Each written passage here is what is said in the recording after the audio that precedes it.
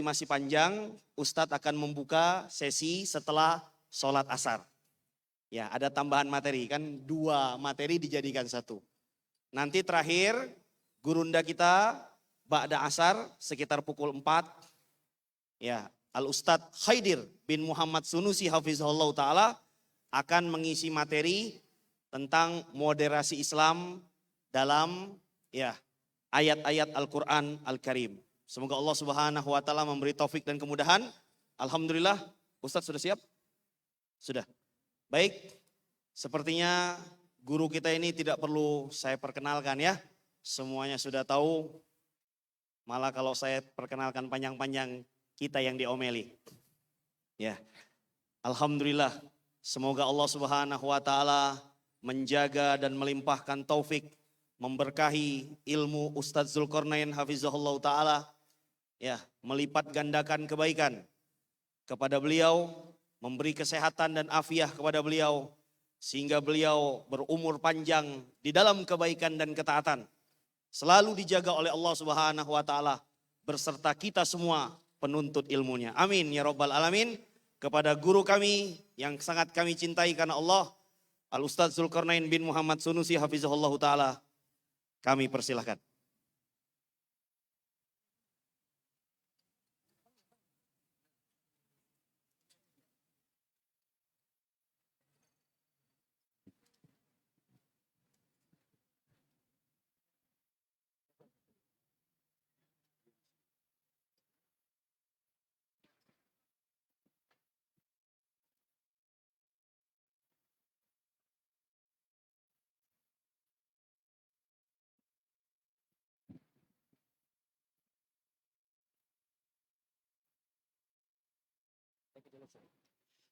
Baik, sebelum dimulai, kata panitia, masih banyak itu teman-teman ikhwah yang masih di luar. Coba para peserta maju ke depan. Ya, maju. Ya, biar kita memberi, coba perhatikan tuh, di pintu masih banyak teman-teman yang belum mendapatkan ruang ya. Ayo maju ke depan. Pelan-pelan. Ya, pelan-pelan. Ya. Nah, maju ke depan semuanya. Sambil Ustadz mempersiapkan diri, ya silakan. Silakan, maju ke depan. Ya. Ya, maju ke depan semua. Tolong jangan duduk di dekat pintu ya, pintu masuk. Nah, dikasih ruang untuk jalan. Di pintu sebelah utara dan pintu sebelah selatan.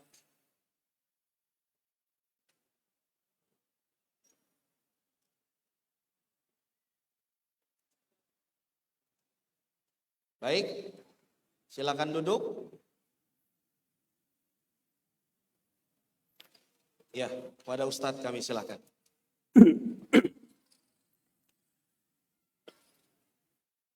Assalamualaikum warahmatullahi wabarakatuh.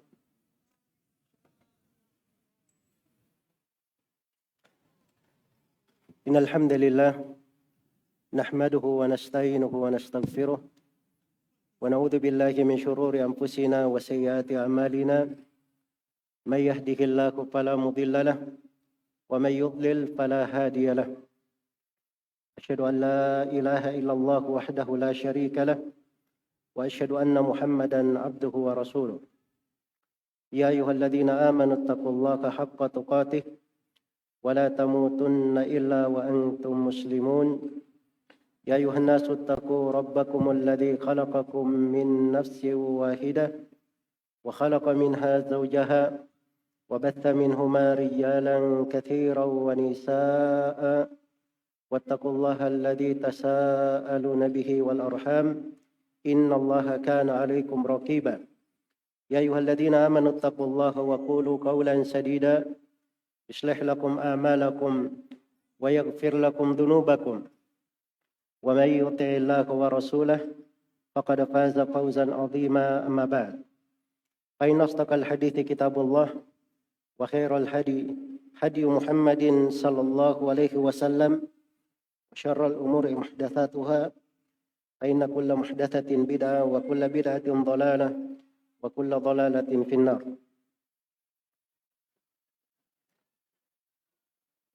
kaum muslimin dan muslimat, rahimani wa rahimakumullah. Alhamdulillah, kita di dalam tabligh akbar ini adalah menjelaskan tentang moderasi Islam. Seluruh sudut pembahasan terkait dengan moderasi Islam berusaha untuk dipaparkan, walaupun hanya melingkup garis-garis besar dari pembahasan untuk menampakkan bagaimana indahnya Islam itu, dan untuk memperjelas bagaimana hakikat Islam di dalam bingkai moderasi tersebut. Dan ini pembahasan yang sangat penting, dan alhamdulillah telah kita dengarkan dari para asatidah, tokoh-tokoh agama kita, bagaimana pokok-pokok dari moderasi tersebut di berbagai bingkai pembahasan itu. Di tema saya ini terkait dengan pembahasan penerapan moderasi Islam, atau bagaimana moderasi Islam itu mewarnai lingkup-lingkup kedetailan pemahaman agama. Sampai di pembahasan ilmu hadits, itu akan tampak bagaimana sikap pertengahan, bagaimana akhlak, keadilan di dalam pembahasan-pembahasan di seputar ilmu-ilmu hadits. Sebagaimana di pembahasan pokok pendalilan terkait dengan 3 jenis ilmu: ilmu usul fikih, ilmu kaidah-kaidah fikih, al-qawaid al-fiqhiyah, dan ilmu maqasidus syariah, maksud atau hikmah dan rahasia pensyariatan. Ini juga 3 jenis ilmu. Siapa yang masuk di dalamnya dan melihat bagaimana pembahasan-pembahasan para ulama seputarnya, maka akan tampak jelas apa yang dimaksud dengan sikap pertengahan, sikap moderat di dalam beragama itu. Sebagaimana nanti juga ada pembahasan moderasi Islam itu dari lingkup ilmu-ilmu seputar Al-Quranul Karim, di dalam memahaminya, mentadabburinya, dan mengkaji ayat-ayatnya. Sebagai pendahuluan di sini, untuk masuk ke dalam pembahasan moderasi Islam dalam lingkup ilmu hadits, ingin saya bacakan 3 ayat Al-Quran. 3 ayat Al-Quran yang di dalamnya saya akan mengingatkan pokok-pokok, dasar-dasar, dan sendi-sendi moderasi Islam itu apa. Ayat yang pertama adalah firman Allah Subhanahu wa taala di surah Al-Baqarah. Wa kadzalika ja'alnakum ummatan wasata litakunu syuhada'a 'alan nas wa yakuna ar-rasulu 'alaikum syahida. Dan demikianlah kami menjadikan engkau, wahai Nabi Muhammad, sebagai umat, dan demikianlah kami jadikan kalian, wahai umat Islam. Ini pembicaraan ditujukan kepada Nabi Muhammad SAW dan para sahabatnya. Tapi masuk juga di dalamnya seluruh umat beliau. Dan demikianlah kami jadikan kalian, wahai umat Islam, sebagai ummatan wasata, sebagai umat yang pertengahan.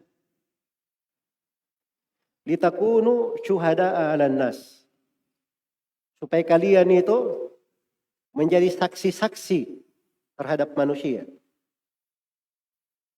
Ya, pada hari kiamat itu luar biasa ya. Umat Islam itu yang menjadi saksi terhadap umat-umat yang lainnya. Dan sebagaimana Nabi Muhammad SAW, beliau akan menjadi saksi terhadap kalian sendiri, wahai umat Islam. Ayat ini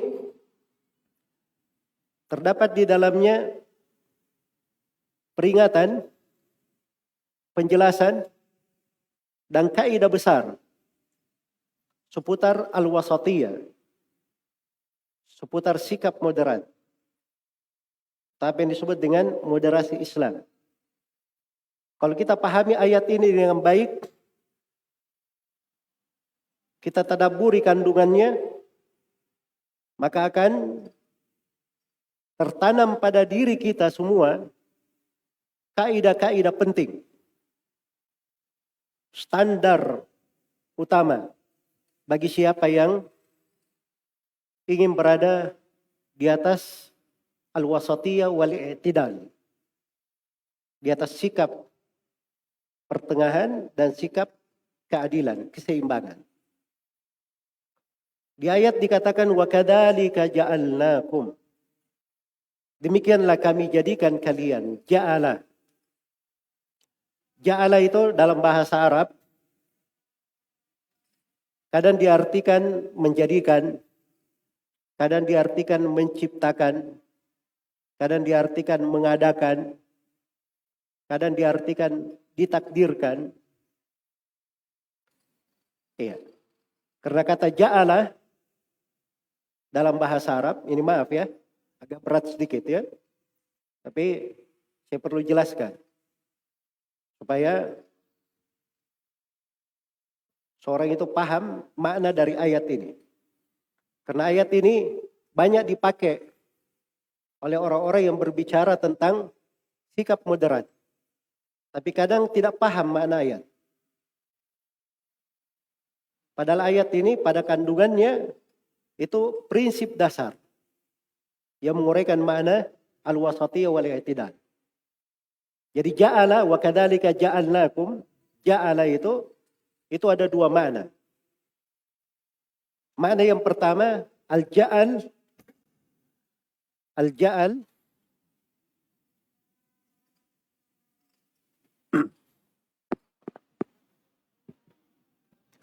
tes.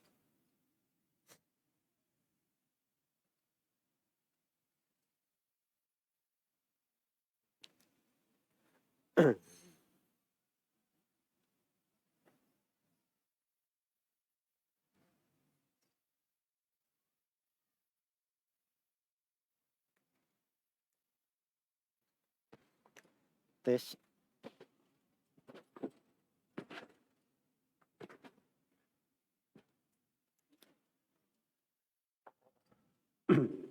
Baik. Dari kata ja'ala itu ada dua makna. Yang pertama ja'al kauni qadari, dan yang kedua ja'al dini syar'i. Dia punya dua makna. Kauni qadari, kauniyun qadariyun, dan makna yang kedua diniyun syar'iyun. Ja'ala ini salah satu dari 14 kalimat yang terbagi dua maknanya. Ada ke makna kauniyah qadariyah dan ada makna diniyah syar'iyah. Iya. Gimana? Bingung atau paham ya? Agak bingung sedikit ya. Ya. Jadi memang subhanallah ya, ilmu agama itu Allah berfirman kepada nabinya, inna sanulqi alaika qawlan tsaqila. Kami akan melemparkan, memberikan kepada engkau Nabi Muhammad ucapan yang berat. Bobotnya itu, kandungannya itu luar biasa. Tanda kebesaran Allah, firman Allah. Karena itu banyak dari kandungan ayat-ayat sangat dalam kandungannya. Cuman sebenarnya kalau dipahami dengan seksama, itu akan tampak keindahan agama ini. Jadi kalau diartikan wa kadzalika ja'alnakum ummatan wasata, demikianlah kami jadikan kalian, kalau diartikan sebagai kauniyah qadariyah, ketentuan dan takdir Allah, maka makna ayat demikianlah kami sudah tetapkan kalian wahai umat Islam, sudah merupakan ketentuan Allah yang tidak berubah. Kalian itu adalah umat yang pertengahan. Kalian adalah umat yang pertengahan. Ini makna yang pertama. Jadi di atas makna ini, Islam itu seluruhnya adalah moderat, pertengahan. Dari ciri agama ini, dari simbol pokok agama ini, dari karakteristik agama ini, dia adalah agama yang pertengahan. Jadi jangan ada yang memasukkan ke dalam syariat sesuatu, oh ini syariat Allah ini kurang pertengahan, kita modif sedikit supaya dia jadi pertengahan. Nah, itu salah memahami syariat. Salah memahami agama Allah. Karena agama Allah ini semua ketentuannya itu pertengahan. Itulah makna kauni qadari. Allah sudah tentukan hal itu. Sudah Allah takdirkan bahwa agama ini adalah agama yang pertengahan. Agama yang pertengahan. Itu adalah sifat agama. Karakteristiknya. Isi dari agama itu. Semuanya adalah pertengahan. Yang kedua, di atas makna ja'ala bermakna diniyun syar'iyun, maka makna dari ayat, demikianlah kami syariatkan untuk kalian agama yang pertengahan. Artinya, siapa yang belajar agama ini dengan baik dan benar, dia mengamalkan agama ini, pasti dia akan menjadi orang yang pertengahan. Pasti dia akan menjadi orang yang moderat. Orang yang menjadi moderat. Jadi itu makna yang kedua dari ayat. Wa kadzalika ja'alnakum. Demikianlah kami jadikan kalian. Artinya kami syariatkan untuk kalian dari agama. Kalau kalian berpegang dengannya, kalian akan menjadi umat yang pertengahan. Umat yang pertengahan. Ini dua makna dari ayat. Wa kadzalika ja'alnakum ummatan wasata. Suatu umat yang pertengahan. Umat itu artinya sekelompok manusia.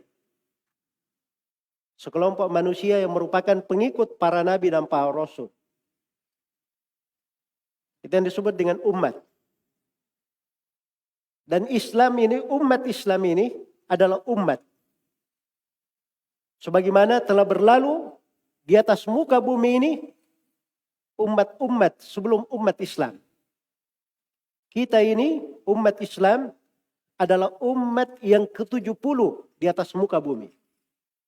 Umat yang ke-70.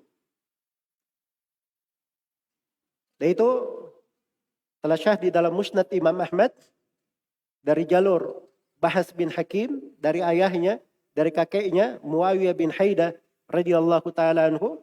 Beliau berkata, Rasulullah sallallahu alaihi wasallam bersabda, "Antum tufuna sab'ina ummah, antum afdaluha wa akramuha 'ala Allah azza wa jalla." Kalian wahai umat Islam menggenapkan 70 umat. Kalian adalah umat yang paling afdalnya dan umat yang paling mulianya di sisi Allah Subhanahu wa taala. Maka itu keberadaan umat Islam sebagai suatu umat. Kemudian dikatakan wasata, umat pertengahan. Ini kata wasatan ini di penafsiran para ulama ahli tafsir disebutkan oleh Al-Mawardi rahimahullah dari ulama Syafi'iyah, ada 3 makna untuk wasata. Makna yang pertama, wasatan bermakna khiyaran. Bermakna khiyaran. Adalah umat yang terbaiknya. Bermakna yang terbaik. Itu makna khiyaran. Iya. Kemudian yang kedua, wasatan itu artinya sesuatu yang berada paling tengah antara perkara-perkara. Itu sudah bahasa Indonesia kita ya. Di sebagian perlombaan itu, di permainan, itu penengahnya disebut dengan nama apa? Wasit. Disebut dengan nama wasit. Nah, wasit ini karena dia menengahi antara dua kelompok yang apa namanya? Yang sedang bermain, yang sedang bersaing, maka dia disebut wasit. Wasit itu artinya penengah. Iya. Penengah. Karena umat Islam ini, mereka yang berada di tengah antara yang ekstrim dan yang menyepelekan. Antara yang berlebihan dan yang menelantarkan. Di antara dua kutub ekstrim, dia berada di pertengahan. Kemudian makna yang ketiga, wasatan dikatakan oleh Al-Mawardi, maknanya adalah al-adl, keadilan. Iya. Keadilan. Keadilan itu adalah yang berada di tengah, tidak bertambah, tidak berkurang. Tidak bertambah dan tidak berkurang. Dia yang berada di pertengah. Dan ini penafsiran wasatan bermakna adalan itu datang dari penafsiran Nabi Sallallahu Alaihi Wasallam langsung. Sebagaimana di dalam hadits Abu Sa'id Al-Khudri yang diriwayatkan oleh Imam Al-Bukhari rahimahullahu ta'ala. Jadi tiga makna yang disebut oleh Imam Al-Mawardi ini tiga makna yang berputar di atasnya ucapan para ulama ahli tafsir. Ucapan para ulama ahli tafsir. Perhatikan ya, saya terangkan ayat itu dari bahasa ulama ahli tafsir. Karena tidak halal bagi siapapun berbicara tentang ayat Al-Quran, dia bahasakan dari dirinya sendiri. Al-Quran ini ditafsirkan oleh Nabi Sallallahu Alaihi Wasallam. Diajarkan kepada para sahabatnya. Para sahabat belajar kepada para tabiin, belajar dari para sahabat. Sampai kata Mujahid, tidak ada satu ayat pun kecuali saya sudah tanyakan maknanya kepada Ibnu Abbas. Karena itu siapa yang berbicara tentang ayat Al-Quran tanpa penafsiran dari para as-salaf, itu artinya dia berdusta atas nama Allah Subhanahu wa ta'ala. Iya. Maka di dalam menafsirkan dari ayat-ayat, itu dibawakan dari ucapan ulama ahli tafsir. Agar supaya dimaklumi bahwa ini adalah pemahaman dari ayat terwarisi dari masa ke masa. Jadi itu makna wa kadzalika ja'alnakum ummatan wasata. Demikianlah kami jadikan kalian sebagai umat yang pertengahan. Saya lanjutkan dulu ayatnya. Ada kelanjutan ayatnya. Wa kadzalika ja'alnakum ummatan wasata litakunu syuhada'a 'alan nas, supaya kalian menjadi saksi-saksi terhadap manusia. Ini ayat dibawakan oleh Ibnul Qayyim di dalam I'lamul Muwaqqi'in dan dibawakan oleh banyak ulama sebagai dalil tentang keutamaan para sahabat Rasulullah sallallahu alaihi wasallam. Sebab mereka ini yang langsung ditunjuk, kalian kami jadikan umat pertengahan. Kalian, siapa yang hidup waktu itu? Kalian itu. Para sahabat Nabi sallallahu alaihi wasallam. Kalianlah kami jadikan umat pertengahan. Supaya kalian menjadi saksi terhadap umat-umat. Terhadap manusia pada hari kiamat. Iya.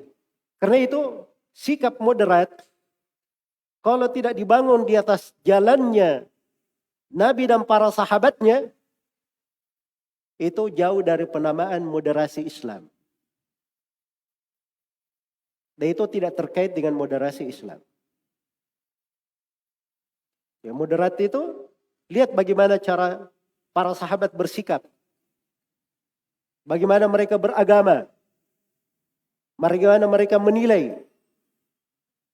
Dan para sahabat itu telah mempelajari segala hal dari Rasulullah Sallallahu Alaihi Wasallam. Tidak ada satu perkara pun dari perkara agama kecuali mereka telah terima langsung dari Nabi Sallallahu Alaihi Wasallam. Iya. Mereka adalah orang-orang yang terdidik langsung dari Nabi Sallallahu Alaihi Wasallam. Karena itu para sahabatnya, apa yang mereka lakukan dan petunjuk serta sunnah mereka itu adalah hujjah.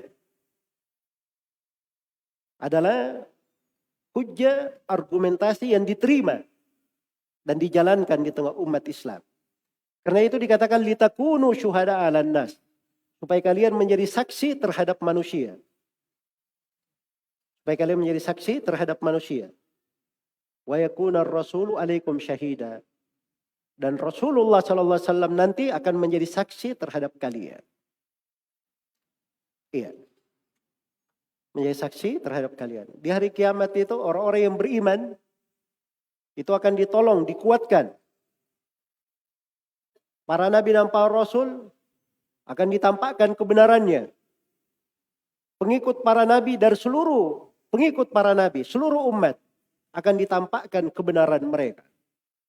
Allah berfirman, "Inna lanansuru rusulana walladzina amanu fil hayatid dunya wa yawma yaqumul ashhad." Sesungguhnya kami akan menolong para rasul kami dan menolong orang-orang yang beriman. Para rasul dan orang-orang beriman yang mengikutinya, semuanya akan ditolong. Pada hari ketika saksi-saksi berdiri mempersaksikan. Nah, disitulah umat Islam mempersaksikan umat-umat lainnya. Oh, ini mereka benar, pengikut para nabi dan para rasul. Mereka begini dan begitu. Itu umat Islam yang mempersaksikan. Dan itu dari keutamaan umat ini. Dari keutamaan umat Islam ini. Baik. Karena itu dari penjelasan ringkas terkait dengan ayat tadi, kita sudah bisa memetik beberapa kaidah dasar seputar moderasi Islam. Kaidah dasar yang pertama, moderasi Islam itu dibangun di atas hal yang mencocoki syariat. Jadi kalau ingin moderat, harus ada dalil dari syariat yang menjelaskan tentang hal itu. Dan harus mencocoki syariat di dalam hal tersebut. Itu namanya moderat. Iya. Karena dimaklumi di dalam kehidupan ini, kalau seorang ingin berada di garis pertengahan, maka dia harus punya ilmu tentang sesuatu. Iya. Sekarang dia mengatakan dirinya penengah. Saya ingin menjadi penengah antara 4 orang. Maka 4 orang itu harus dihitung dulu. 1, 2, 3, 4. Harus dia tunjuk orangnya. Dia berada di tengah, baru bisa.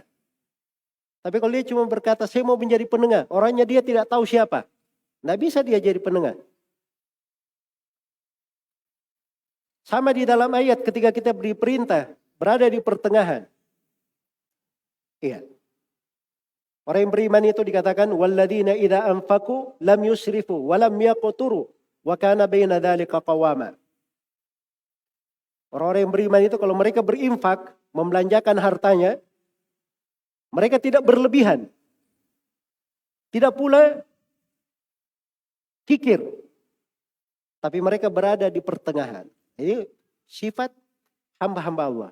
Dalam membelanjakan harta saya, pertengahan. Bagaimana dia tahu sikap pertengahan di situ?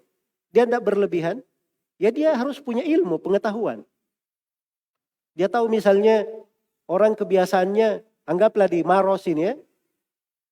Satu orang itu UMR-nya berapa? Kebiasaan bulanannya itu, pengeluaran bulanannya berapa? Itu diambil standar.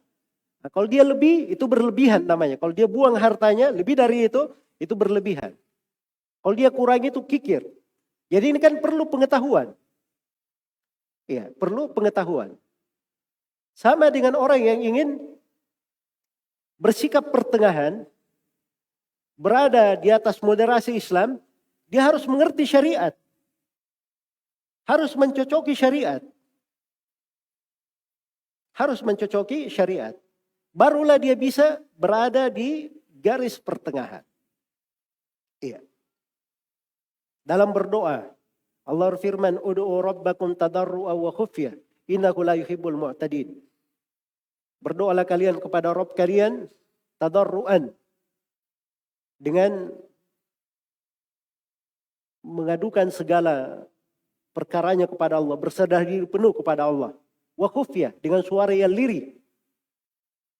Sungguhnya Allah tidak menyenangi orang-orang yang melampaui batas dalam doa. Doa saja ada orang yang melampaui batas, diingatkan. Jangan melampaui batas. Bagaimana berdoa yang pertengahan, tidak melampaui batas? Itu perlu mencocoki syariat di dalam berdoa. Kita perlu belajar adab-adab dan etika di dalam berdoa. Fikih seputar doa. Supaya kita berada di pertengahan. Berada di sikap pertengahan. Iya. Jadi ini digariskan di dalam agama. Karena itu moderasi Islam, ya, simbol pokoknya, ciri utamanya adalah mencocoki syariat. Mencocoki syariat. Kemudian yang kedua, dari karakteristik dan ciri moderasi Islam itu adalah mencocoki akal sehat. Mencocoki akal sehat. Sebab kalau dia tidak mencocoki akal sehat, maka itu tidak masuk di dalam pembahasan agama. Agama ini telah dijadikan oleh Allah Subhanahu wa taala, di dalam firman-Nya dikatakan, wa kadzalika ja'alnakum ummatan wasata. Demikianlah kami jadikan kalian sebagai umat yang pertengahan. Pertengahan dalam makna yang terbaik. Yang paling tengah. Yang paling adil. Kemudian mereka menjadi saksi terhadap manusia. Maka dari seluruh sudut penerimaan mereka diterima. Dari dalilnya diterima, dari dalil syariatnya diterima, dari dalil akalnya juga diterima. Dari dalil akalnya juga diterima. Bahkan dari dalil fitrahnya juga diterima. Sebab sikap moderat itu tidak bertentangan dengan fitrah. Dan ini pembahasan yang ketiga. Ciri yang ketiga, tidak bertentangan dengan fitrah. Karena agama ini telah dijadikan oleh Allah Subhanahu wa taala mencocoki fitrah manusia. Mencocoki fitrah manusia. Fitratallahi allati fataran nasa 'alaiha la tabdila li khalqillah. Dzalika ad-dinul qayyim.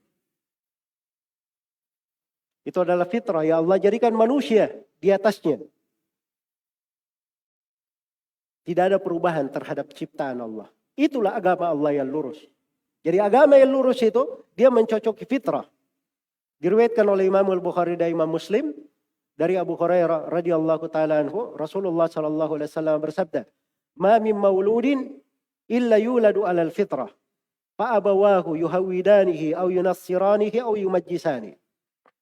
Tidak ada satu anak pun yang lahir di atas muka bumi ini kecuali dia dilahirkan di atas fitrahnya.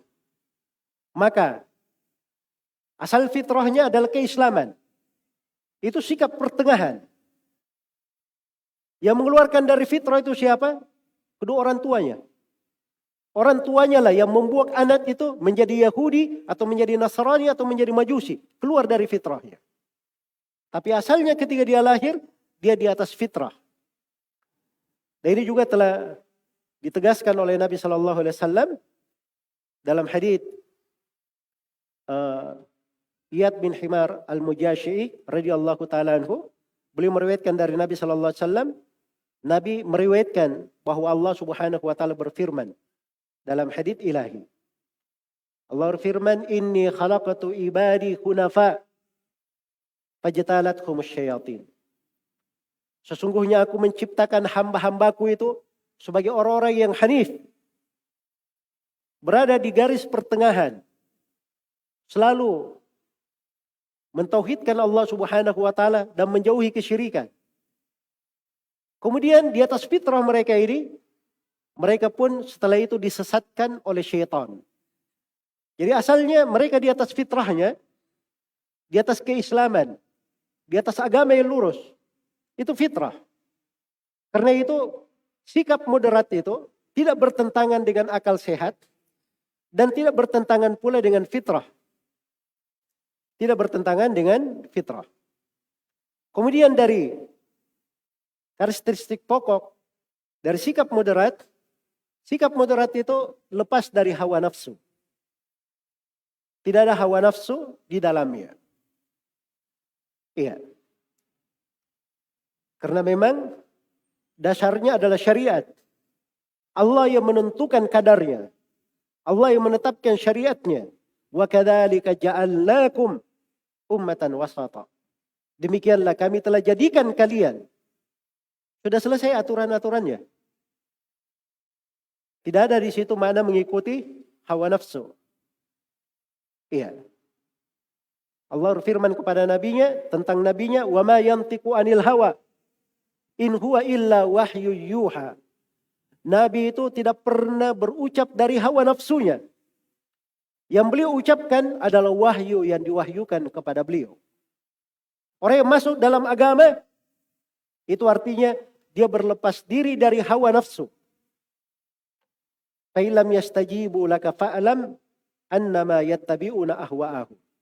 Kalau mereka tidak menjawab agama yang engkau bawa, wahai Nabi Muhammad, tidak masuk ke dalam Islam, maka ketahuilah sungguhnya mereka mengikuti hawa nafsunya. Jadi jadikan manusia cuma dua golongan. Golongan mengikuti agama di atas syariat dan golongan pengikut hawa nafsu. Allah Subhanahu wa taala berfirman, "Tsumma ja'alnaka 'ala syari'atin minal amri fattabi'ha wa la tattabi' ahwa'al ladzina la ya'lamun." Kemudian kami jadikan engkau Nabi Muhammad di atas syariat dari perkara.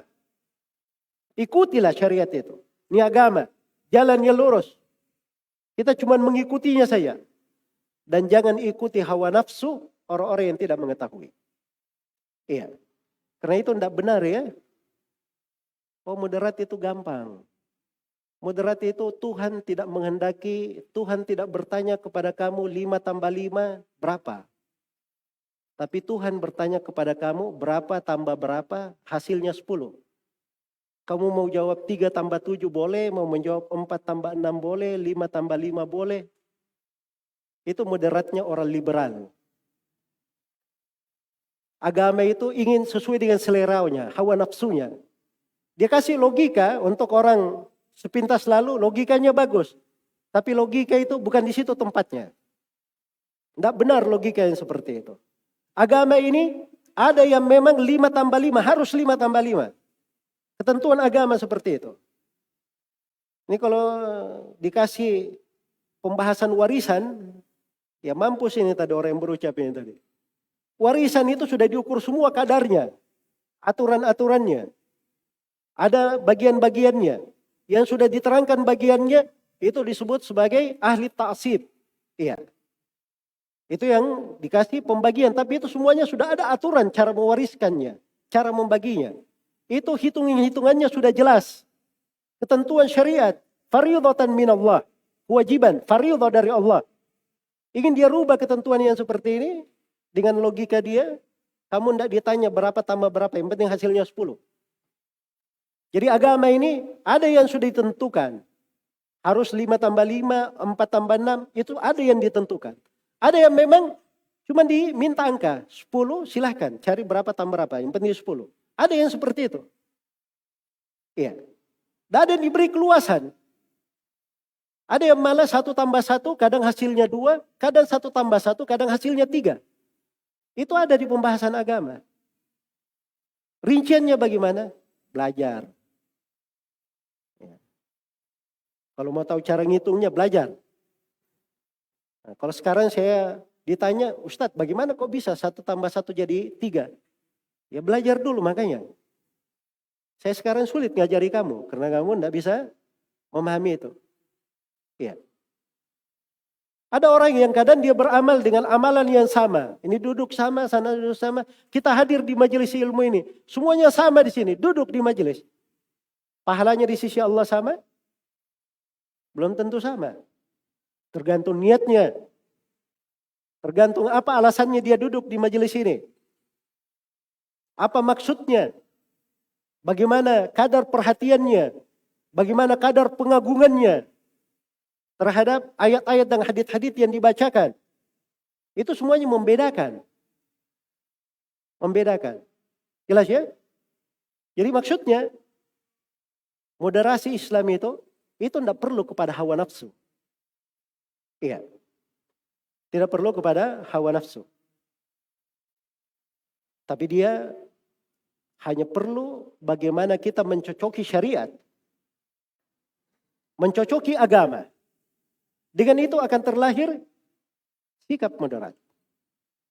Kemudian yang kelima, dari sifat pokok dan ciri utama moderasi Islam itu adalah keadilan, keseimbangan. Karena agama ini dibangun di atas keadilan, bukan kezaliman. Keadilan itu meletakkan segala sesuatu pada tempatnya. Itu yang disebut dengan keadilan. Ingat ya, beda antara keadilan dan kesamaan. Sekarang ini banyak orang yang pakai bahasa, oh keadilan itu semuanya harus sama. Ya. Ini bahasa tidak masuk akal. Katanya moderat, tapi tidak masuk akal. Ya.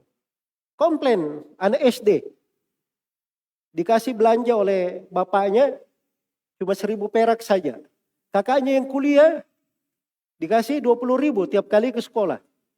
Yang SD ini komplain, masa cuma saya dikasih 1.000 saja. Ini tidak adil. Kenapa tidak adil? Dipakai bahasanya orang yang liberal tadi itu. Katanya moderat itu harus sama. Itu tidak masuk akal. Anak SD dikasih uang sama dengan anak kuliah. Nggak ada orang yang berakal berpikir seperti itu. Anak SD itu keperluannya sedikit. Yang kuliah keperluannya banyak. Diberi lebih itu wajar, biasa. Dalam nafkah juga orang tua itu dianggap berlaku adil namanya. Sebab dia memberikan nafkah kepada anaknya sesuai dengan kadar keperluan. Itu nggak ada masalah. Oh harus moderat, sama. Laki-laki harus sama pembagiannya dengan perempuan. Nah, itu baru adil. Ya.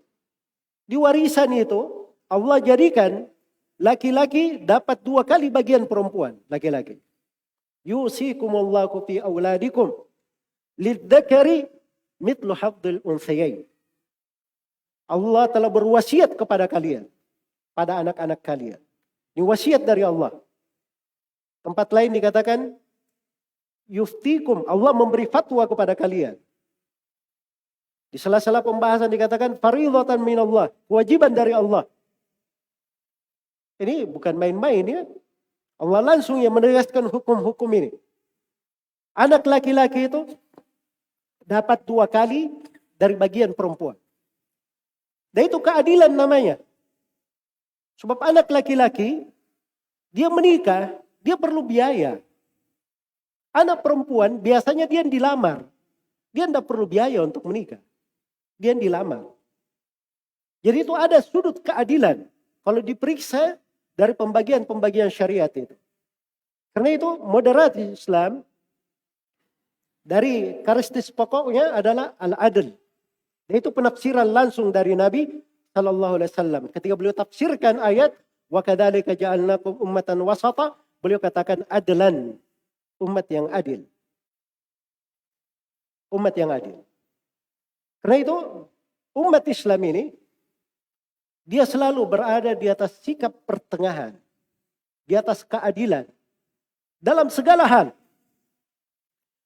di pembahasan akidah, di pembahasan ibadah, di pembahasan muamalah, di pembahasan pernikahan, di pembahasan peradilan, di pembahasan tentang hudud, hukum-hukum, di pembahasan politik syar'i, di pembahasan tata negara.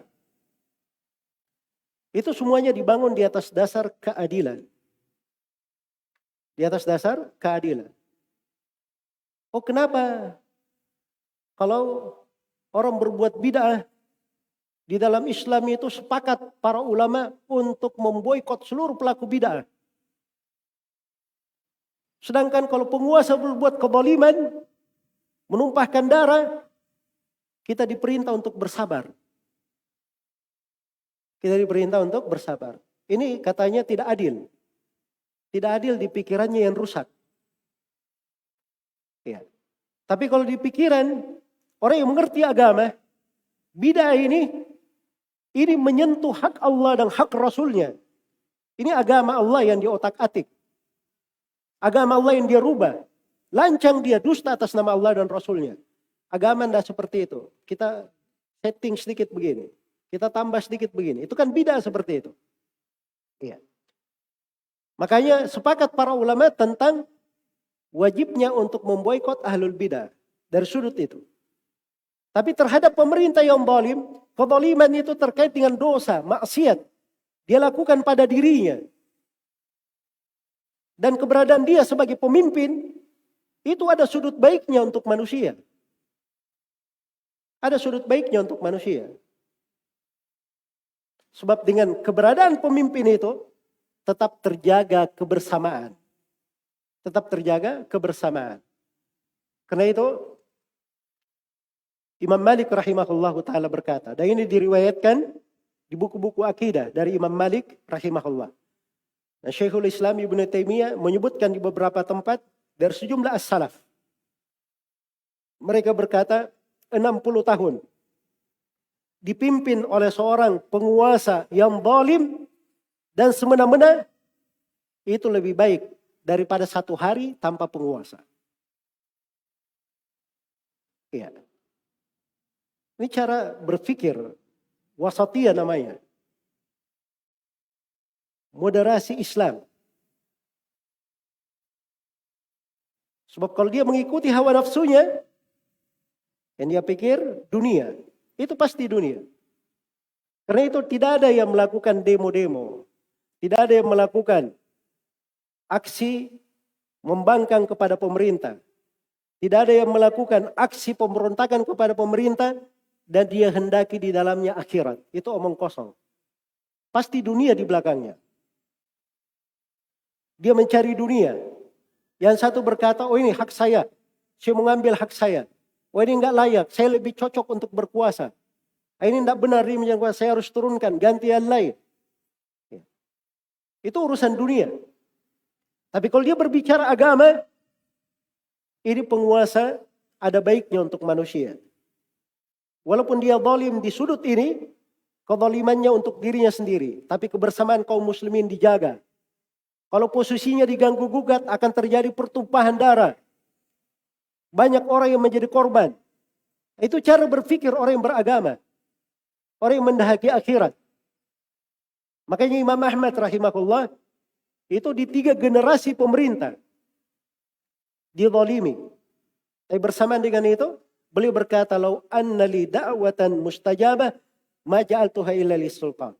Andai kata saya memiliki doa yang dikabulkan, doa ini hanya saya peruntukkan untuk pemerintah, untuk kebaikan pemerintah.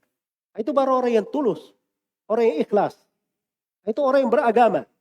Dan itu bukan ucapan Imam Ahmad saya. Itu dinukil oleh Imam Al-Bukhari dari Al-Fudail Ibn Iyad rahimahullahu ta'ala. Dan beliau katakan, saya menjumpai lebih dari 1000 orang guru. Semuanya berucap hal yang sama. Salah satunya berwasiat supaya mendoakan kebaikan untuk siapa? Untuk pemerintah. Ya, bukan sebagian manusia ya yang kurang paham akidah. Oh enggak apa-apa kalau pemerintahnya zalim, boleh didoakan kejelekan. Ada pembagiannya lagi. Kalau pemerintahan besar, Itu tidak boleh. Kalau pemerintahan kecil tidak apa-apa ya doakan. Ini kaidah-kaidah berasal dari kantongnya sendiri. Dan diucapkan oleh para ulama as-salaf. Jadi maksudnya keluar dari aturan-aturan agama seperti ini. Jelas itu akan melahirkan ketimpangan. Ini pokok-pokok terang. Dan ini sikap pertengahan. Sikap moderat di dalam beragama. Di atasnya para ulama dari masa ke masa. Tidak ada silam pendapat di dalam hal tersebut. Maka ciri utama dari moderasi Islam itu adalah keadilan. Adalah keadilan. Kemudian yang ke-6.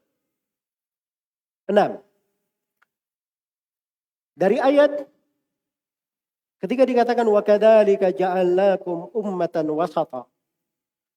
Demikianlah kami jadikan kalian umat yang wasatan, litakunu syuhada. Ini 3 sudut pendalilan ya.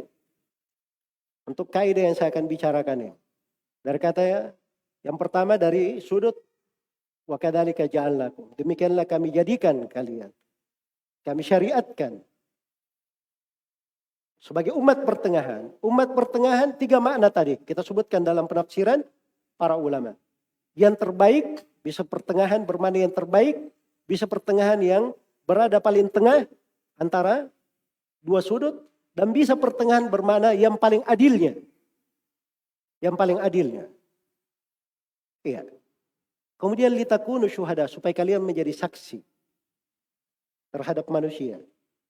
Nah, ini melahirkan sebuah kaidah besar. Dan ini kaidah ini akan tampak dengan sangat jelas kalau kita masuk di dalam pembahasan ilmu usul fikih. Dan ilmu kaidah-kaidah fikih. Dan ilmu seputar maqasidus syariah. Wasatiyah itu selalu menjaga maksud pensyariatan. Dia selalu memelihara dari kandungan-kandungan pokok pensyariatan. Sebab syariat itu adanya untuk mewujudkan kemaslahatan atau menyempurnakan maslahat. Dan syariat itu ada kadang untuk menghilangkan mafsadat, kalau tidak bisa dihilangkan, dikurangi. Diringankan terhadap manusia. Itu pokok pensyariatan. Karena itu dari hal-hal yang disyariatkan oleh Allah Subhanahu wa ta'ala, ada yang bersifat daruriyat, ada yang bersifat hajiyat, dan ada yang bersifat tahsiniyat. Ada 3 sifat. Ada yang bersifat daruriyat, perkara aksioma, dijaga di dalam syariat. Dijaga di dalam syariat. Karena itu seluruh konteks pensyariatan itu pasti menjaga daruriyat terkait dengan 5 perkara. Penjagaan terhadap agama, penjagaan terhadap jiwa, penjagaan terhadap akal, kemudian penjagaan terhadap kehormatan, dan penjagaan terhadap harta. Ini 5 dijaga. Iya. Jadi pensyariatan kalau kita baca pembahasan agama apapun, itu menjaga 5 hal ini. Ini namanya daruriyat. Ada namanya hajiyat. Perkara yang penting dalam kehidupan. Kita tidak bisa terhindar darinya. Berat kalau kita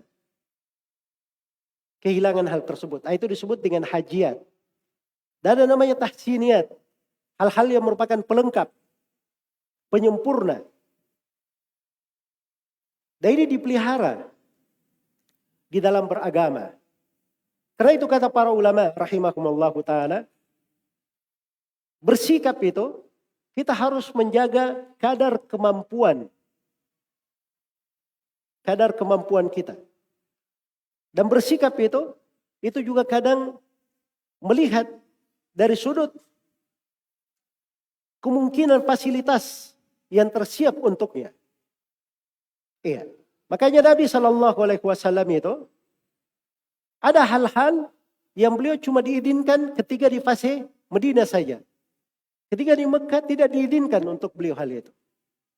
Seperti misalnya berjihad dengan tangan. Berjihad dengan pedang. Itu dilarang ketika berada di Mekah. Tapi disyariatkan di mana? di Medina untuk Nabi Shallallahu Alaihi Wasallam. Itu penjagaan terhadap syariat.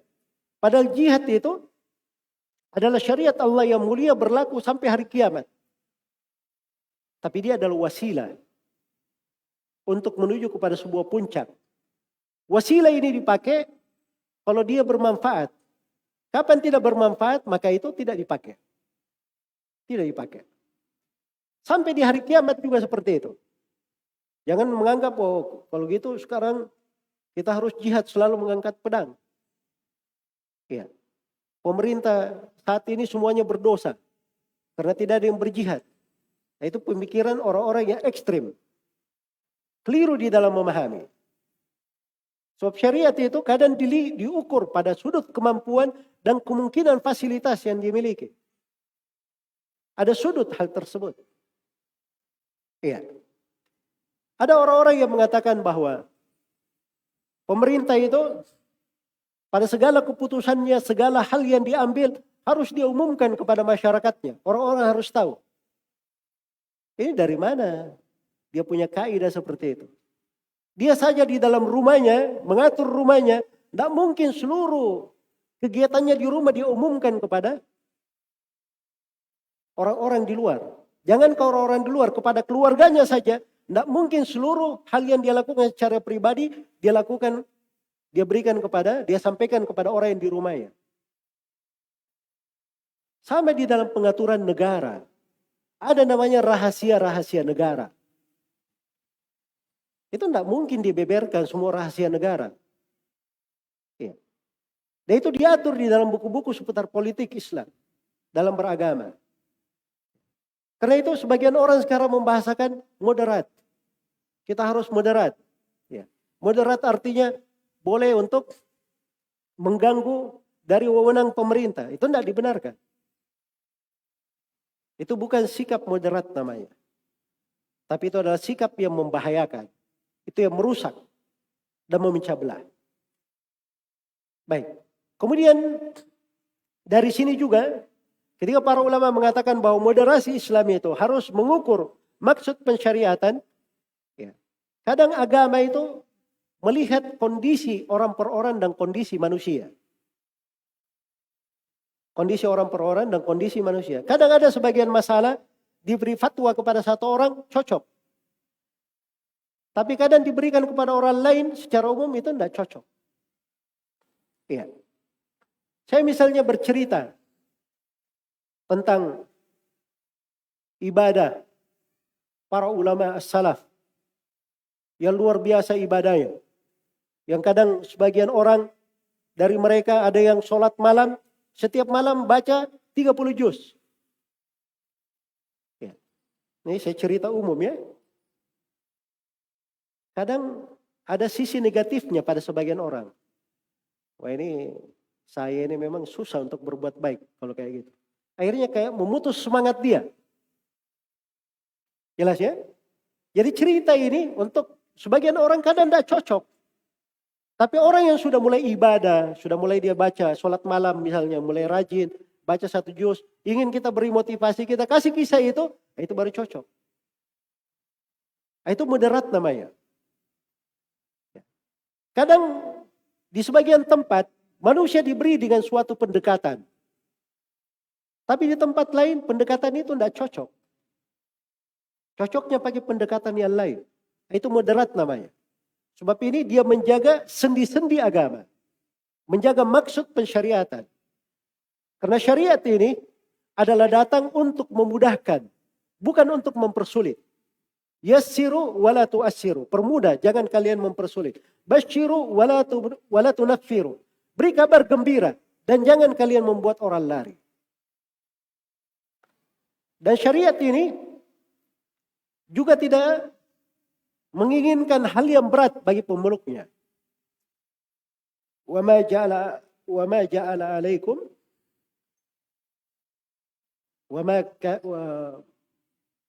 ma yuridu Allahu liyaj'ala alaikum min haraj. Allah Subhanahu wa taala tidak menghendaki kesusahan atas kalian. Dan Nabi sallallahu alaihi wasallam bersabda la darar wa la dirar. Tidak boleh ada bahaya dan tidak boleh ada pembahayaan. Menjadilah kaidah-kaidah besar di dalam pembahasan-pembahasan agama. La darar wa la dirar. Tidak boleh ada bahaya dan tidak boleh ada pembahayaan. Ya. Ini semua dari karakteristik dan ciri bagaimana moderasi Islam itu. Kemudian berikutnya, ayat pertama ya di surah Al-Baqarah. Ayat yang kedua di surah Al-A'raf adalah firman Allah Subhanahu wa taala, "Wala tufsidu fil ardi ba'da islahiha." Janganlah kalian berbuat kerusakan di atas muka bumi setelah bumi ini diperbaiki. Ini ayat jelas menunjukkan kepada kita bagaimana moderasi Islam itu. Kita dilarang berbuat kerusakan karena bumi ini sudah diperbaiki. Bumi ini sudah bagus. Sudah baik untuk kita. Jangan berbuat kerusakan. Apa makna ayat? Di antara makna ayat kata para ulama, bumi ini Allah telah perbaiki dengan diutusnya para nabi dan para rasul. Dengan diturunkannya syariat dan agama. Sudah ada aturan. Maka jangan kalian berbuat kerusakan dengan bentuk keluar dari jalannya para nabi dan para rasul. Keluar dari tuntunan agama. Karena itu saya kembali menekankan dan menegaskan bahwa moderasi Islam itu adalah suatu hal yang harus selalu mencocoki syariat. Selalu mencocoki syariat, selalu mencocoki fitrah, mencocoki akal sehat. Dan dia adalah selalu bersikap adil dan pertengahan. Bukan mengikuti hawa nafsu. Kemudian ayat yang ketiga adalah firman Allah Subhanahu wa taala di surah Hud. Allah berfirman kepada nabinya, "Fastaqim kama umirta wa man taba ma'aka wa la tataghaw." Istiqamalah engkau Nabi Muhammad sebagaimana engkau diperintah. Demikian pula orang-orang yang bertobat bersamamu. Iya. Jadi dalam ayat ini penegasan tentang wasatiyah itu. Moderasi Islam. Bahwa moderasi Islam itu dibangun di atas dua kaidah. Moderasi Islam dibangun di atas dua kaidah. Kaidah yang pertama, istiqamah di atas agama. Ya. Jadi kalau dia cerita, waduh kamu moderat sedikit lah. Jangan terlalu ekstrim. Orang yang berkata ini moderat sedikit, jangan terlalu ekstrim. Dangkal pemahaman agamanya. Atau tidak belajar agama. Maka pahamilah, itu bukan moderasi yang dia maksud. Itu sesuatu sesuai dengan seleranya. Sebab kalau dia berbicara tentang agama itu yang disebut dengan moderat adalah istiqamah di atas perintah Allah. Fastaqim kama umirta. Istiqamah engkau Nabi Muhammad sebagaimana engkau diperintah. Wa man taba ma'aka. Demikian pula semua orang yang bertobat bersamamu. Semua umat Islam yang masuk ke dalam Islam bertobat kepada Allah, semuanya harus istiqamah sebagaimana diperintah. Itu rukun pertama dari sikap moderat di dalam ayat ini. Dan rukun yang kedua, moderasi Islam itu tidak boleh berlebihan, tidak boleh pula menyepelekan. Tidak boleh ada ekstrim, tidak boleh pula ada sikap menggampangkan, menyepelekan. Iya. Karena Nabi SAW telah bersabda dalam hadits Ibnu Abbas yang diriwayatkan oleh Imam Ahmad dan selainnya, kata beliau SAW, "Iyyakum wal ghulu, fa innama ahlaka alladziina min qablikum al-ghulu fid din." Hati-hati kalian dari sikap ekstrim.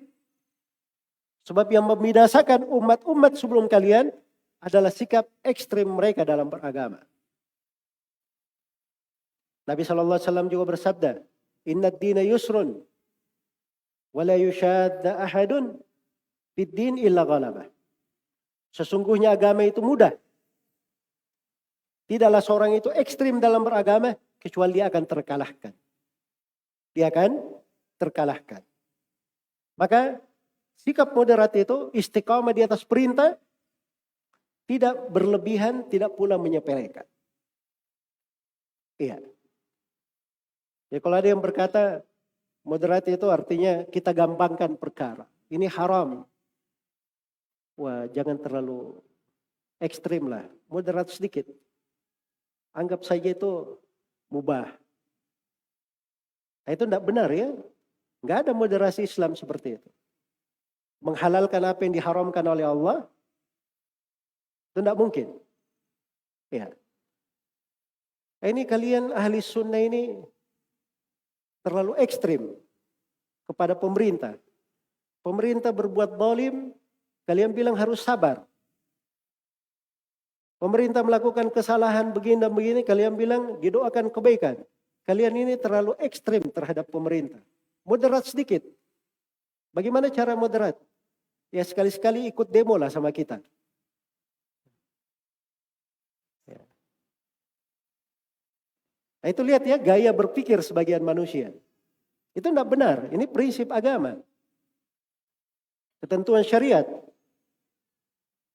Ketentuan syariat. Kita akan ditanya di depan Allah. Bahkan Nabi SAW akan menanyai kita tentang hal itu. Karena itu Anas bin Malik radhiyallahu taala anhu ketika ditanya tentang kezaliman sebagian penguasa di masanya, maka beliau berkata kepada manusia yang bertanya itu, "Isbiru hatta talqauni 'alal haud." Hakadha sami'tu min Rasulillah sallallahu alaihi wasallam.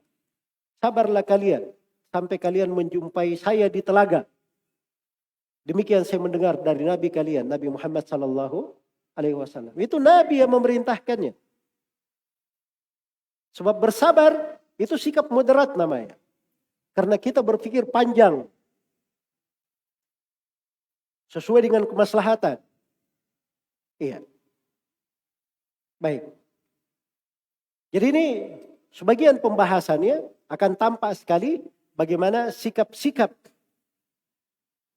moderat di dalam beragama. Dari 3 ayat yang kita bacakan tadi. Kalau kita sudah tahu pondasi-pondasi ini, kita masuk di dalam pembahasan ilmu hadits. Kita hidup di dalamnya. Kita hidup dalam ilmu-ilmunya. Kita membaca buku-bukunya. Maka itu pasti dipastikan. Orang yang masuk di dalam lingkaran para ulama ahli hadits, sibuk dengan hadits, itu akan menyandang sikap pertengahan. Akan seimbang di dalam beragama. Akan jernih cara berpikirnya. Sebab memang komitmen dari ilmunya melatih untuk hal yang seperti itu. Melatih untuk hal seperti itu. Iya. Dan di sini kita tidak terlalu banyak waktu ya untuk menguraikan. Tapi saya jelaskan beberapa perkara terkait dengan ilmu hadits. Di dalam definisi hadits yang diterima, hadits yang sahih. Ibnu Hajar rahimahullahu taala di Nukhbatil Fikr berkata, wa khabarul ahad binaqli adilin tamid dhabti muttasilis sanadi ghairi muallalin wala syaddin wa sahihu lidati. Kata beliau, hadits ahad kalau dia dinukil oleh seorang rawi yang adil. Seorang rawi yang adil, satu. Tamid dhabat, sempurna dhabatnya. Dhabat ini kemampuannya di dalam menguasai riwayat. Apakah dari sudut hafalan atau dari sudut tulisan. Kemudian yang ketiga, muttasilus sanad, bersambung sanadnya. Kemudian yang keempat, ghairu muallal. Haditsnya bukan hadits yang ada illah di dalamnya. Bukan mengandung cacat. Wala syaddin, dan bukan hadits yang syad. Bukan hadits yang syad. Ya kalau terpenuhi 5 syarat ini, maka itu disebut sebagai hadits yang sahih lidatihi. Cepat.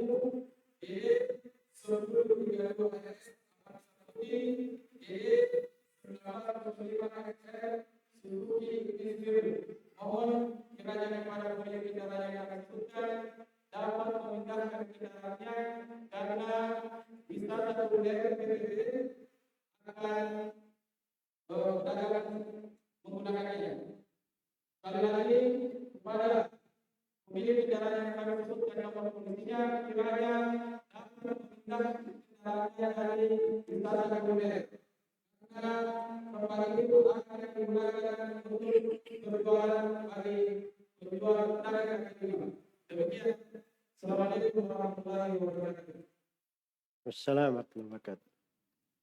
Kita bicara masalah moderat ya. Jadi jangan antum karena terlalu semangat parkir mobil sembarangan ya. Moderat sedikit. Baik. Jadi tadi saya sebutkan hadits sahih ada berapa ketentuannya? Ada 5. Pertama, rawinya seorang yang adil. Apa artinya seorang rawi yang adil? Tapi sebelum saya nyambung ke sana, saya ingin terangkan dulu sudut kebersambungan moderasi Islam dengan pembahasan ilmu hadits. Di dalam sebuah hadits dari Rasulullah SAW, dan ini hadits dikuatkan oleh sejumlah ulama, Nabi SAW bersabda, "Yahmilu hadzal ilm min kulli khalafin uduluhu, yanfuna anhu tahrif al-ghalin, wa intihal al-mubtilin, wa ta'wila al-jahilin." Sesungguhnya ilmu agama ini akan disandang, akan dibawa, dipikul pada setiap generasi oleh orang-orang adilnya. Nah, ini orang-orang moderat. Inilah yang menyandang ilmu agama. Orang yang adil, terpilihnya, terbaiknya. Dia menyandang ilmu agama.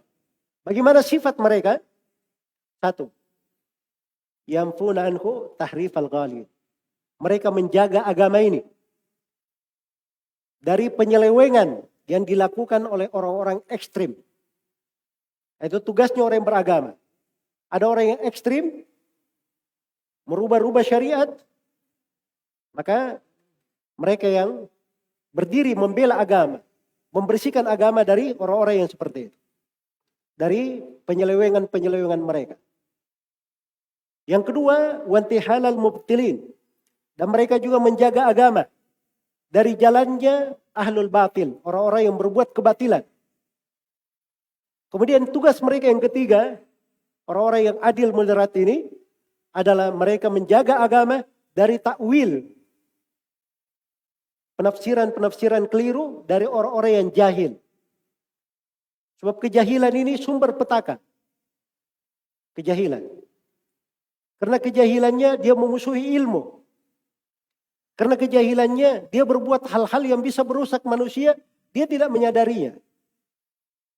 Maka orang yang menyandang ilmu lah yang memelihara agama dari penafsiran orang-orang jahil seperti itu. Baik.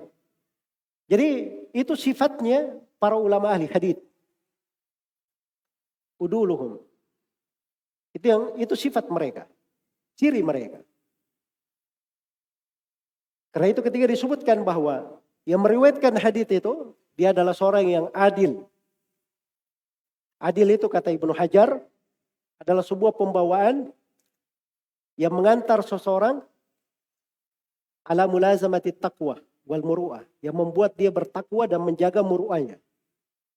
Kalau di bahasa Ibnu Salah, beliau bahasakan al-adil itu dia seorang muslim, balik, akil, berakal, dan dia selamat dari sebab kefasikan, as-salim min asbabil fiski wa khawarimil muru'ah. Dia selamat dari sebab kefasikan dan hal-hal yang menghilangkan muru'ah. Menghilangkan wibawa. Jelas ya? Misalnya menghilangkan muru'ah. Dia kencing di jalan raya misalnya. Ya. Nah itu bukan adil ya yang seperti itu. Tapi yang adil itu dia seorang muslim, balik, akil, dia selamat dari kefasikan. Dan selamat juga dari sebab-sebab yang hilangkan muru'ahnya. Nah, ini rawi ini, untuk dia mengetahui adil atau tidak,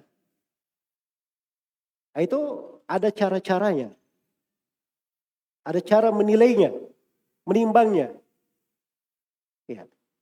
Sebagaimana syarat yang kedua, dia adalah seorang yang dhabit, tamid dhabt, sempurna dhabtnya. Artinya dia, kalau dia punya hafalan, dia menghafal riwayatnya itu sangat kuat. Bagus dia menghafal riwayatnya. Nah, itu disebut tamid dhabt. Dia menghafal riwayat itu, dia mampu menghadirkan riwayatnya kapanpun dia kehendaki, dimanapun dia kehendaki. Nah, itu yang disebut tamid dhabt. Dari sudut hafalan. Bisa juga tidak dia hafal, tapi dia punya tulisan hadis, itu terpercaya. Jadi dia punya buku, dia datang ke guru belajar, terima riwayat, gurunya mendikte hadis. Diambil penanya, dia tulis riwayatnya. Selesai guru itu membaca riwayatnya, maka dia datang lagi ke gurunya.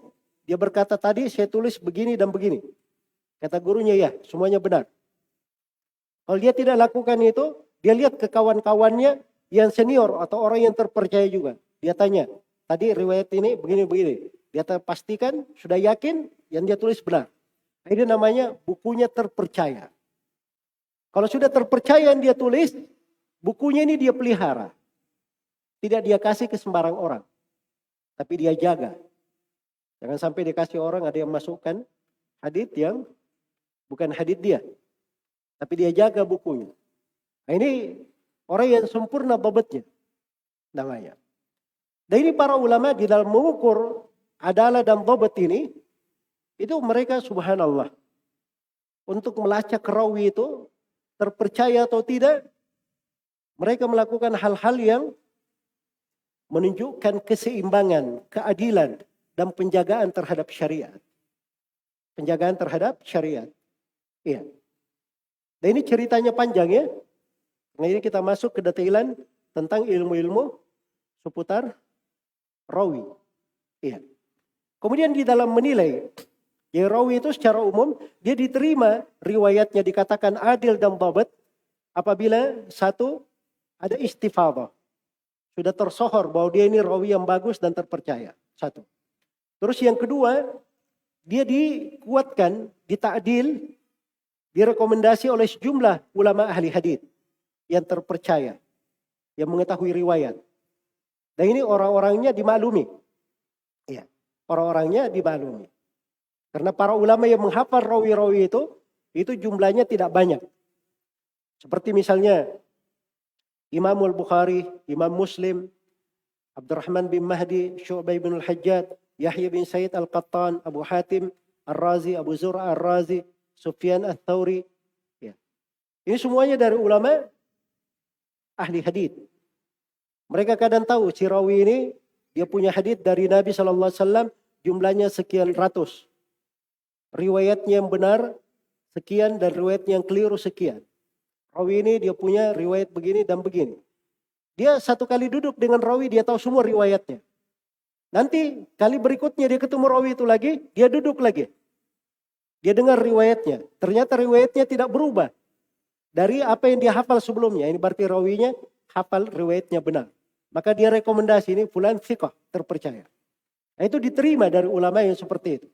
Karena memang mereka hidupnya seperti itu. Itu ada dari ulama ahli hadis. Tapi bersamaan dengan itu, tidak semua ucapan ulama ahli hadis itu langsung diterima. Tapi kadang dilihat. Apalagi ketika terjadi ta'arud al-jarh wa ta'dil. Ada yang memuji, ada yang mencela. Maka ketika terjadi hal ini harus dipastikan ada kaidah-kaidah yang dipakai oleh para ulama. Misalnya kalau dia berasal dari seorang imam. Ibnu Ma'in misalnya berkata tentang Al-Ala bin Abdurrahman Al-Madani, bahwa beliau adalah seorang rawi yang terpercaya, thiqah. Tapi di tempat lain beliau berkata dia ini dhaif, lemah. Yang mana yang diterima? Itu ada ukuran keadilan di dalam menilai. Maka kita periksa, ternyata ketika Ibnu Ma'in berkata lemah, di situ beliau ditanya di posisi diperbandingkan antara Al-Ala bin Abdurrahman dan Said Al-Makburi. Ditanyakan kepada Yahya bin Ma'in, yang mana yang lebih kuat? Yang mana yang lebih kuat? Said Al-Makburi atau Al-Ala? Kata beliau, Said Al-Makburi thiqah, Ala dhaif. Maka nampak dari jawaban di sini bahwa di sini jawabannya pelemahan itu dari sudut perbandingan. Jadi kalau Al-Ala dibandingkan dengan Said Al-Makburi, tidak ada apa-apanya Al-Ala. Al-Ala ini dihitung dhaif. Tapi di sudut yang lainnya, dia sebenarnya rawi yang terpercaya. Karena itu haditsnya ada di Sahih Muslim. Walaupun tidak dipakai oleh Al-Bukhari, tapi dipakai oleh Imam Muslim dan dipakai oleh banyak dari ulama. Ya, paling sedikitnya haditsnya dihasankan, diterima. Itu caranya. Kadang kalau berasal dari dua orang imam, itu kita harus merinci. Ada sebagian ulama yang kadang sebagian pembicaraannya itu dia agak ketat dalam menilai rawi, terlalu keras. Ada sebagian ulama pertengahan. Itu di setiap tabaqat ada. Misalnya antara Syu'bah bin Al-Hajjaj dan Sufyan Ats-Tsauri. Syu'bah itu mutasyaddid. Beliau agak tegas. Sufyan Ats-Tsauri pertengahan. Di tabaqat berikutnya Yahya bin Sa'id Al-Qattan dengan Abdurrahman bin Mahdi. Yahya bin Sa'id Al-Qattan itu tegas. Ibn Mahdi agak lembut. Di tabaqat bawahnya lagi ada Imam Al-Bukhari dan Abu Hatim Ar-Razi. Abu Hatim itu tegas. Mutasyaddid beliau. Tapi kalau Al-Bukhari beliau ini mu'tadil. Pertengahan. Nah, ini kan ada bentuk menilai. Menimbang ucapan para ulama. Sama ketika seorang rawi itu dihukumi sebagai misalnya dia adalah orang yang melakukan tadlis. Tadlis itu tidak dikatakan setiap rawi yang melakukan tadlis menyamarkan riwayat ditolak riwayatnya. Yang dipakai oleh Al-Ala'i rahimahullah di dalam Jami'ut Tahsil, beliau membagi rawi-rawi mudallisin menjadi 5 tingkatan. Menjadi 5 tingkatan. Tingkatan yang pertama ada yang tadlisnya sedikit, jarang sekali. Ini tidak dipermasalahkan. Seperti Abu Nuaim Al-Asbahani, Sufyan Ats-Tsauri, ini tidak dipermasalahkan. Yang kedua, di tabaqat yang kedua ada tadlisnya tapi sedikit. Kalau yang pertama jarang, ini yang kedua sedikit. Ini seperti Sufyan ibnu Uyainah. Mereka para imam, dimaafkan. Karena itu riwayat-riwayatnya ada di Bukhari dan Muslim dipakai, enggak dipermasalahkan. Kemudian yang ketiga, ada yang tadlisnya banyak. Tapi silam pendapat para ulama, ini diterima atau tidak? Diterima atau tidak? Kemudian yang ketiga, ada yang tadlis, yang keempat, tadlisnya disepakati oleh para ulama, tidak diterima kecuali kalau dia pakai haddatsana atau sami itu. Kata yang menunjukkan dia mendengar langsung dari guru. Dan tingkatan yang kelima, ini adalah rawi-rawi yang mengumpulkan antara tadlis dan kelemahan. Dia ada kelemahannya, tapi mudallis juga. Seperti Abdullah bin Lahiyah, Abu Janab Al-Kalbi, dan yang semisal dengannya. Iya. Jadi ini di dalam menilai pun para ulama beraneka ragam. Ada tingkatan di dalam menilai. Sama dengan kekuatan murid-murid rawi. Kadang seorang guru, dia punya murid bertingkat-tingkat. Misalnya seperti Qatada. Qatada, muridnya di tingkatan pertama ada Said bin Abi Aruba, Syu'bah bin Al-Hajjaj, Hisham, Ibnu Abdillahi Ad-Dastuwai. Terus ada tingkatan di bawahnya. Sama dengan Imam Az-Zuhri, Muhammad bin Muslim bin Ubaidillah bin Abdillah. Ini beliau punya murid-murid sampai Imam Muhammad bin Yahya Ad-Duhli punya buku judulnya Az-Zuhriyat. Tingkatan rawi-rawi yang meriwayatkan dari Az-Zuhri. Ya. Jadi ketika masuk di dalam hal tersebut, cara berpikir itu seimbang.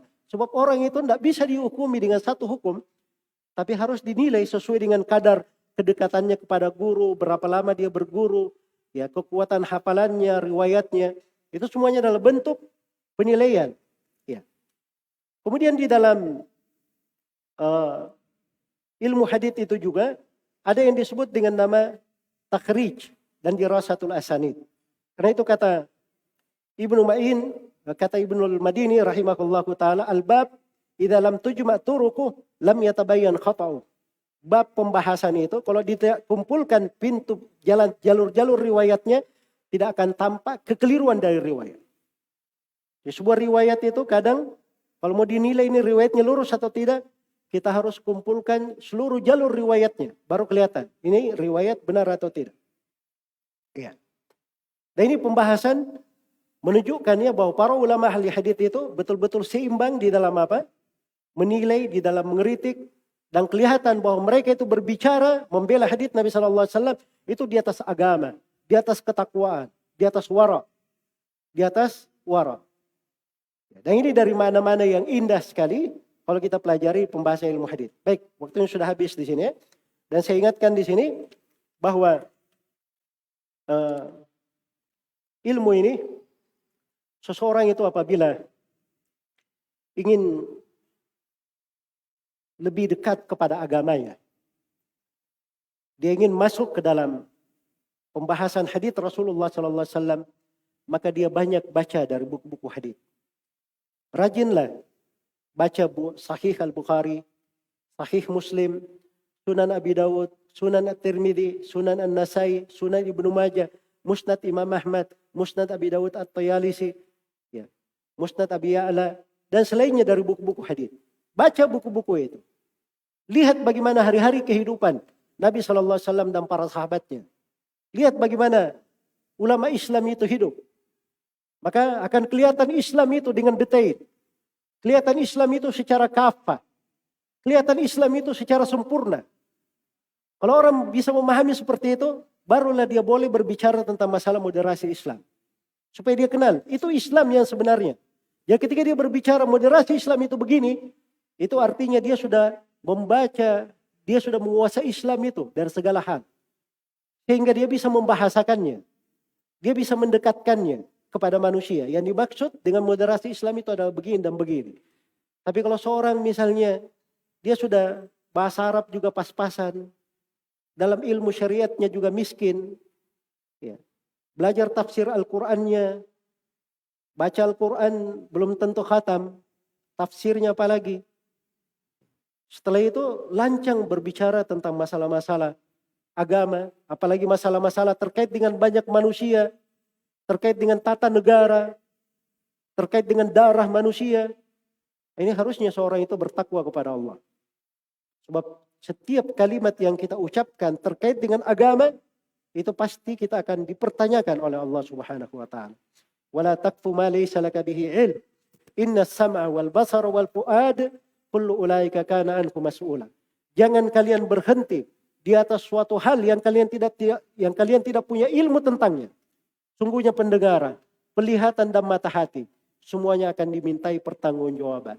Semoga Allah Subhanahu wa taala memberikan taufiknya kepada kita semua, memudahkan kita di atas kebaikan, menguatkan kita semua di atas Islam dan sunnah di kehidupan dunia ini, di sakaratul maut, di alam kubur, dan tatkala kita semua berdiri depan Allah Subhanahu wa taala kelak di kemudian hari.